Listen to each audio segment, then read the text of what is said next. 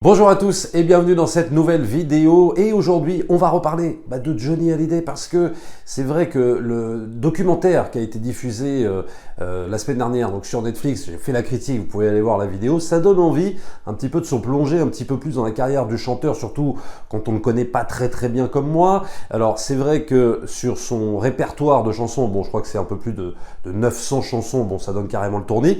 Et après ce qui est intéressant quand on se plonge un petit peu dans sa filmographie, on se rend compte que il y a eu beaucoup de films à son actif. Alors au début, ça commençait par des apparitions, par des petites figurations, etc. Et après, ça a été beaucoup de rôles. Et donc, dans cette vidéo, on va parler de 4 films. Je ne peux pas tous les faire. Et si ça se passe bien, voilà, si vous êtes sage, il y aura peut-être d'autres vidéos, voilà, avec d'autres films. Alors, je commencerai par le premier qui s'appelle Jean-Philippe. Celui que je préfère d'ailleurs, enfin en tout cas de ceux que j'ai pu voir. Jean-Philippe, donc sorti je crois en 2007, et donc en gros qui va raconter l'histoire d'un fan de Johnny, donc qui est interprété par Fabrice Lucchini, et qui va se retrouver, donc suite à un coma, il va se retrouver dans un monde où Johnny n'existe pas. Voilà, où en fait... Johnny existe, mais évidemment sous le nom de Jean-Philippe Smet, et il n'est pas du tout chanteur, mais il tient un bowling, etc. Et donc il n'est pas du tout artiste ou quoi que ce soit. Alors déjà, la première chose qui frappe, c'est que ça fait sérieusement penser à un film qui est sorti bien après, qui s'appelle Yesterday. Yesterday, donc réalisé par Danny Boyle, dans lequel un fan des Beatles, suite à un coma, se retrouve dans un monde où les Beatles n'existent pas. Voilà. Alors déjà, est-ce qu'on peut parler, par rapport au film Yesterday, de plagiat de Jean-Philippe ? À moitié, puisque en fait, si c'est vrai, le pitch de départ fait vraiment penser à Jean-Philippe. Après, c'est un petit peu différent, dans le sens où dans Jean-Philippe, Fabrice Lucchini va en fait va faire que Johnny existe, c'est-à-dire qu'en fait il va prendre la personne de Jean-Philippe et va en faire Johnny. Alors que dans Yesterday, en fait, ce qu'il va faire, il va faire un peu l'inverse, il va s'approprier en fait les morceaux des Beatles pour se faire passer pour un génie, pour faire genre en fait, regardez, dans le monde, dans cet univers parallèle, c'est moi qui ai créé tous les morceaux des Beatles, etc. Donc finalement la finalité est un petit peu différente. Personnellement, je préfère Jean-Philippe.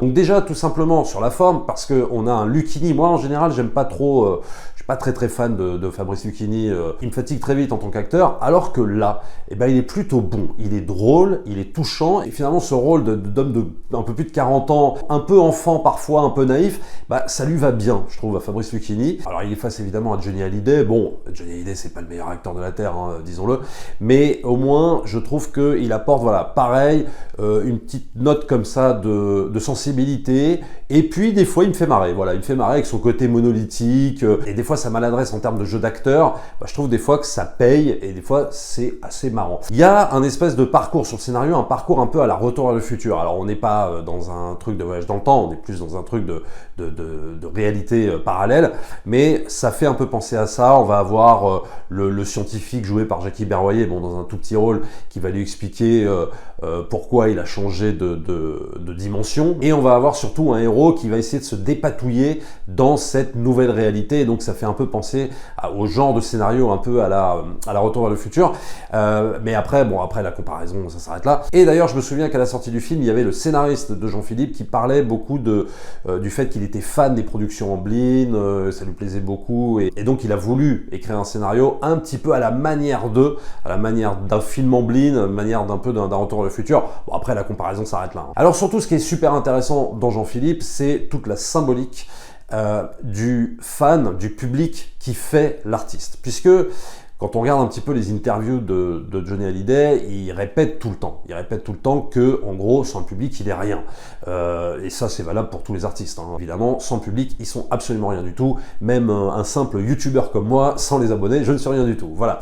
Et donc, c'est vrai qu'il y a toute cette thématique-là, cette symbolique qui va jouer dans Jean-Philippe. Ce qui est très intéressant, c'est que le personnage, c'est le fan qui fait l'artiste, c'est le public qui fait l'artiste, et ça va carrément se jouer concrètement dans le film. Puisqu'en fait, ce que je disais au départ, à l'inverse du film Yesterday, le but du personnage de Fabrice Lucchini, c'est de faire que Jean-Philippe devienne Johnny. Donc en fait, tu as toute la symbolique du fan qui fait l'artiste, c'est-à-dire que tu imagines dans ce monde Un Jean-Philippe sans le fan Fabrice Lucchini, bah en fait, il reste Jean-Philippe, quoi. Il ne serait jamais Johnny Hallyday. Il devient Johnny Hallyday grâce aux fans dans le film. Donc c'est ça que moi j'aime beaucoup dans le film, c'est toute cette symbolique du public qui fait l'artiste, on la retrouve complètement dans le film. Donc à ce niveau-là, je trouve le film très réussi. Après oui, on n'est pas dans un film parfait, je dirais parfait un petit peu à l'américaine, c'est-à-dire voilà, dans ce genre de comédie fantastique, c'est pas tout à fait une ambition, on n'est pas tout à fait dans une ambition presque à la Amblin, oui, mais franchement ça tient la route, c'est rafraîchissant, c'est sympa, c'est drôle, je trouve que leur duo marche plutôt bien. Donc si jamais vous n'avez pas vu Jean-Philippe, bah regardez-le, c'est une petite voilà, une petite bouffée d'air frais, c'est très très sympa. Deuxième film de cette sélection, et alors là pour moi c'est même pas une déception, je m'y attendais un peu. Détective, sorti en 1985, réalisé par Jean-Luc Godard. Pour moi, film totalement insignifiant, comme 90% de la filmographie d'ailleurs de Jean-Luc Godard. Oui, je sais, je n'aime pas Jean-Luc Godard, c'est comme ça. Je dois aimer À bout de souffle et Masculin-Féminin avec Chantal Goya, voilà, ça s'arrête là. Tout le reste, je déteste Jean-Luc Godard. Et là, on est dans tous les travers en fait de son cinéma. L'histoire n'a aucun intérêt, ou alors elle pourrait avoir de l'intérêt si Jean-Luc Godard avait envie de raconter une histoire, je dirais, un peu de manière classique, hein, voilà. Ou alors peut-être aller un petit peu dans l'expérimental, mais le problème du cinéma de Jean-Luc Godard, c'est que c'est même plus de l'expérimental, quoi. Je sais même pas ce que c'est en fait. Pour moi, c'est inqualifiable. Alors c'est peut-être ce qui plaît justement aux fans hardcore de Jean-Luc Godard. Moi, évidemment, je déteste. Le seul truc que je vais retenir quand même dans ce film, c'est la prestation de Nathalie Baye. Bah, elle est tellement bonne actrice qu'elle arrive à bien jouer, vraiment, hein, elle arrive à bien jouer dans un film de Jean-Luc Godard. Faut quand même le faire. Tout le reste, c'est pour moi une calamité, une catastrophe. Même Johnny Hallyday, hein, c'est bien de le voir, mais très franchement, il est transparent, il traverse le film comme ça, comme un espèce de zombie. Bon, ça n'a aucun intérêt de le voir dans ce film. C'est ce qui est un peu rageant, notamment avec Godard, c'est qu'il s'entoure toujours de grands comédiens. Alors, je parle pas de Johnny Hallyday, mais il s'entoure toujours de grands comédiens. Là, par exemple, il y a même Claude Brasseur, il y a même des films où il prendra Depardieu, etc. Et comme d'habitude, quoi, il en fait absolument rien. C'est dommage. Bon, en gros, si vous êtes fan de Johnny Hallyday, c'est toujours bien de voir ce film. À l'époque, il était très content de tourner pour Jean-Luc Godard parce que il y avait cette espèce de culte autour du cinéaste qui faisait que waouh, ça faisait bien de tourner dans un film de Jean-Luc Godard, et il avait envie de tourner d'autres films avec lui, mais malheureusement ce ne sera pas le cas pour lui. À noter que pour la présentation de ce film, Jean-Luc Godard a reçu une tarte à la crème dans la figure, balancée par le fameux entarteur à l'époque, tout ça parce qu'il n'avait pas aimé le film d'avant qui s'appelle Je vous salue Marie. Attention, une tarte à la crème en pleine figure. Il a bien pris la chose, l'assaillant s'enfuit. Et justement, le film d'après Godard, le film d'après Détective, eh ben ça va être un gros nanar. Mais alors, c'est pas possible d'avoir tourné un nanar comme ça. Terminus, sorti en 1987, dans lequel Johnny a envie de faire Mad Max. Mais alors, complètement raté. Avec de l'ambition, un petit peu quand même sur le scénario, mais tellement mal exécuté.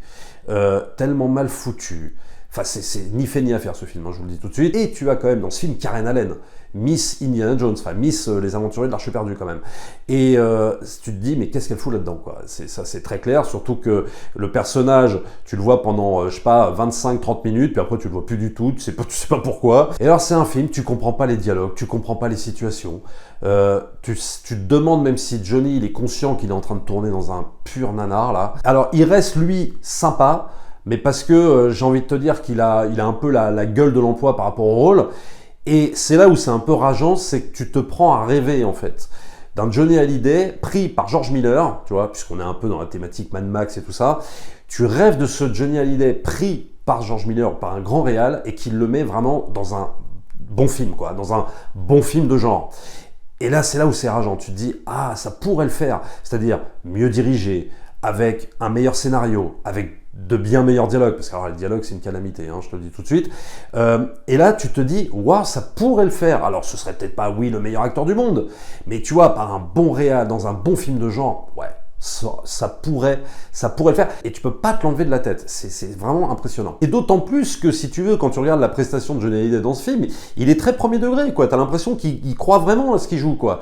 Mais c'est tellement une horreur sur les dialogues, une horreur sur la mise en scène, les décors kitsch, les effets spéciaux d'un kitsch absolu. C'est un film qui aurait pu éventuellement être remanié, repris, par exemple par le Luc Besson de la grande époque, tu vois, dans ces années-là, justement, 86, 87, enfin dans les années 80, quoi. Là, ça aurait été intéressant. Je pense que le film aurait eu beaucoup plus de gueule. Alors là, c'est réalisé par un chef-op à la base, et le problème, c'est que tu sens que le réalisateur, c'est pas vraiment son truc, quoi. Et en plus, le film est très long, c'est ennuyeux, c'est mal rythmé. Il existe sur cette terre des nanars qui sont distrayants. Alors oui, les films restent nuls sur un plan de la forme, sur un plan scénaristique, bien sûr, mais au moins c'est un petit peu distrayant. Voilà.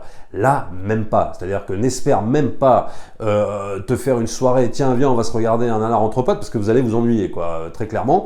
Donc vraiment, ce film, c'est un ovni. Si tu dis, c'est pas possible qu'il ait tourné un truc comme ça. Voilà, donc Terminus, 1987. À regarder si vous avez envie, par curiosité, mais je vous le dis, vous risquez de perdre 2 heures de votre temps. Alors ensuite, dernier film, L'Homme du Train, réalisé par Patrice Lecomte. J'ai été moyennement convaincu. Alors oui, c'est bien mieux que Terminus et que Détective de Jean-Luc Godard, bien entendu. On est quand même chez Patrice Lecomte, donc c'est du sérieux, c'est du solide. Mais pour moi, je dirais que c'est quand même un Patrice Lecomte assez mineur, assez plan-plan. Même si cette rencontre entre un professeur un petit peu lunaire et un truand complètement fatigué va être original, puisque c'est 2 personnes qui vont petit à petit essayer d'inverser leur vie, donc c'est intéressant, mais je trouve le tout un petit peu faiblard en termes de dramaturgie. C'est un peu dommage parce que je pense qu'il y avait quand même quelque chose à faire de beaucoup plus fort, notamment sur cette fameuse dramaturgie. Après, si tu veux, en termes de duo d'acteurs, bon, il faut quand même y aller pour jouer face à Jean Rochefort. Jean Rochefort, pour moi, c'est un acteur vraiment exceptionnel. Le truc, c'est que là, tu as un Johnny Hallyday qui reste toujours assez monolithique, mais le personnage qu'il interprète va lui permettre de changer un petit peu de registre. Alors, je vous dis pas, pour ceux qui n'ont pas vu le film, pour pas vous spoiler, mais il y a des scènes quand même intéressantes, et je dirais que de tout ce que j'ai vu, en tout cas des 4 films que j'ai cités, c'est pour moi sa performance la plus intéressante dans L'Homme du Train. Mais je pense qu'il est capable d'encore mieux, quoi, hein. Et puis, je le redis, faut quand même y aller face à un Jean Rochefort qui, lui, excelle vraiment dans ce rôle de professeur lunaire, qui a vraiment envie de changer de vie, et il a un peu cette dualité comme ça, où il arrive à jouer là-dessus, Jean Rochefort, et c'est vraiment un numéro d'acteur incroyable. Après, par rapport au film, je suis pas très convaincu par cette histoire de hold-up que Patrice Lecomte essaye de mettre en place, mais de façon un petit peu laborieuse pour moi, donc ça prend pas vraiment.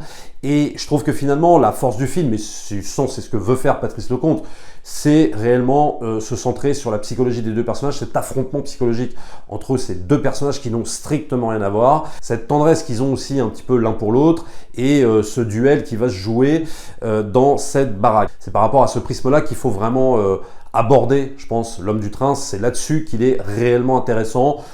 Un peu moins sur l'intrigue policière, mais il y a de très bonnes scènes, les 2 sont formidables, il faut le regarder, et je vous le redis, pour moi c'est la performance la plus convaincante là, pour le coup, de Johnny Hallyday. Le film est pas dingo, Patrice Lecomte il a fait beaucoup mieux, mais voilà, à regarder quand même pour la prestation de Johnny Hallyday, et aussi évidemment pour le fabuleux Jean Rochefort. Voilà pour ces 4 films avec le Johnny National. Je ferai certainement une autre vidéo avec d'autres films, puisqu'il faut savoir quand même que Johnny Hallyday, il a même tourné avec Costa Gavras, qui est un de mes réalisateurs préférés. Donc certainement qu'on reviendra dessus la semaine prochaine en vidéo. Abonnez-vous à la chaîne, likez, partagez comme d'habitude, et nous on se retrouve très très vite pour une prochaine vidéo. Ciao!